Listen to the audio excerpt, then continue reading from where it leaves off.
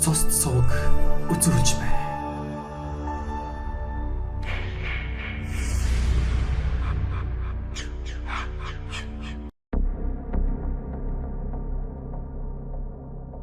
Ёсон настай инх баяр хүү ээжийнхээ гэртээ орж хоолоо идэхийг анзааралгүй үеийн хүүхдүүдтэйгээ тоглож байгаад шөнийн 10 цагийн үед өсгийн эрхэнд гэртээ гүйж орвол эмээ нь шалан дээр цусандаа хутгалчихсан. Цаад өрөөнд ээж нь хоолойгоо хэрчүүлчихсэн. Осолтгүй лямтай голтой татуулзаж байх нь дэр. Айснасаа болоод галзуурах шахсан хүү годомжинд гүйж гараад эмээ ээж хоёрыг хүн алчглаа гэж байдаг чадлаараа хашгирчээ. Энэ чимээнээр ойр хавийнханд айлын хүмүүс уван цуван гарч ирж аллаг гарсан гэр болох нордог эмгэнийд орвол их охин хоёр цусандаа хутгалдан өөд болсон байж. Хөршүүд тэрд ороо цагдаа түргэн тусламж дуудсан байна. Хэсэг хугацааны дараа түргэн тусламж болон дүүргийн цагдаагийн бүрэлдэхүүн ирж талигачдын цогцыг задлан шинжилгээнд оруулахад нордог эмгэний цогцсноос хутганы 10 шарх, охин баяр дулмын цогцсноос 22 шарх илэрчээ. Ийм төрлийн гэмт хэргийг гаж тонтнууд маниакууд л үлддэг билээ.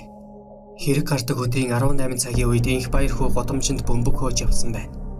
Уг хэргийн цорын ганц гэрч болох хүү мэдүүлэхдээ орой хүүхэлдэйн киногоо үзчихэд гадаа тоглож байтал ээж намайг дуудсан. Ээж надад 10,000 төгрөг өгөөд 2 шил арх гоймон тамхи аваад үлдсэн мөнгөөр нөөртөө зайрмаг авч идээрэй гэсэн. Би замын цаанд байдаг дэлгүүрт очиж загсан арх тамхи гоймонг нь аваад үлдсэн мөнгөөр нь зайрмаг авч гэртээ орсон. Энэ үед манайд 40 орчим насны намхан нуруутай, хар царайтай, онгор нүдтэй ах сууж байсан. Би тэр хүнийг урд өмнө нь огт хараагүй. Одоо харвал шууд танина хэмээжээ. Түүний мэдүүлснийг гэрчүүд баталж намхан нуруутай хар царайтай хүн нордог эмгэний гэрж орлон хоёрын хооронд явж байхыг олж харсан. Ер нь тэдний дэсэн босын хүн байнга ирдэг хэмээжээ. Үүнээс үзэхэд талигаач баяр дулан биеэ үнэлж болж таарч байх шиг. Хэргийн халуун мөрөөр цагдаагийнхан ажиллахад хэцүү зүйл их байж. Баяр дулмын хувьд хэвэл орой болгон танихгүй ирчүүдтэй архитдаг. Архины мөнгөөр биеэ үнэлдэг. Ер нь л архинд гүнзгий орсон хүүхэн байсан тухай хорооны цагдаа талигаачтай цуг нэг годомжинд амьдардаг иргэд нотолжээ. Цагдаагийнхан эхний ээжинд сүүлийн 7 хоногт баяр дулмтай бэлгийн хавьтал орсон хүмүүсийг саадуулан байцаасан бөгөөд үүнд хөгшин эдэр насныхан насанд хүрээгүй дунд сургуулийн хүүхдүүдгээд 30 гаруй хүн хамрагдсан байна. Биеэ үнэлэгчийн ээж нордог нь 60 орчим настай ч гэлээ охинтойгоо нийлээд архитдаг байсан нь тогтоогджээ. Мань эмгэн амьд ахуй цагтаа гудамжны хөгшчүүлтэй хаяа даалуу тоглодог байж. Хөгшчүүл түүний төрсөн охинтойгоо нийж архитлаа гэж зэмлэхэд нордог. Охин маань арх их уугаад элдвийн харчуултай самуураад байхыг эрүүл нүдээр харж суухад хэцүү юм. Харин түүнтэй хамт арх уугаад цогтуу хэвдэж байх нь арай дээр байх юм гэдэг байж.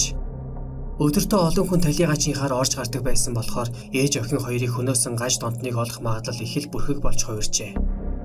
Гэтэл энэ явдлаас хойш 10 хоногийн дараа нордог эмгэний амьдарч ясан хорооны нутаг дэвсгэрт дахиад нэг хүү амины хэрэг гарчээ. Тэр нь юу вэ гэвэл 70 настай эмгэнийг боомлж хөнөөгөөд гэрээс нь мөнгөн аяг хит хутга алтан бурхан тэргүүднийг аваад явсан байлаа. Алуурчныг харсан хүмүүс намхан нуруутай хар царайтай 40 орчим насны хүн байсан гэж гэрчилсэн нь дөрүүчийн алуурчны төрхтэй яв цав тохирчээ.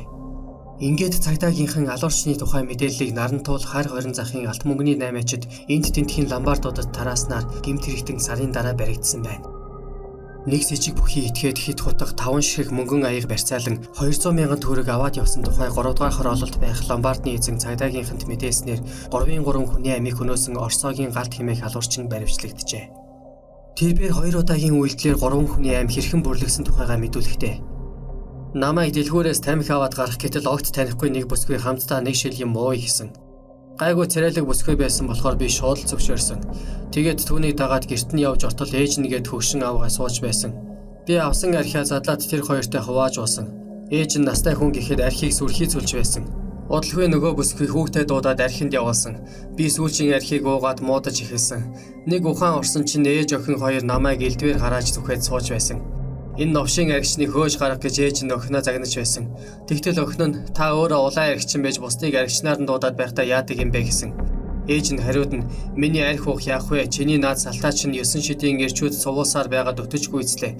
Надад очиж ийм муухай янхан хүүхэд заяах гэжгээд гасалж байсан. Охин нь бас мөчөөгөө өгүүлгүй миний янхан дахь танд хамаагүй. Энэ муу сайн ирчүүдийг сэгсэрч байгаадаа би баяртай байдаг. Одоо энэ унтаж байгаа новшийн ирийг хараач хүний архи уучгаад ичигч үгүй хурхираад байж байгаа юм да. Энэ мэтийн новчнуудыг асанч багтна гих зэрэгээр намайг дайрч доромжилсан. Тэгээд л миний уур дүрлзээд тэднийг хутгаж ихсэн шиг санагдаж байна.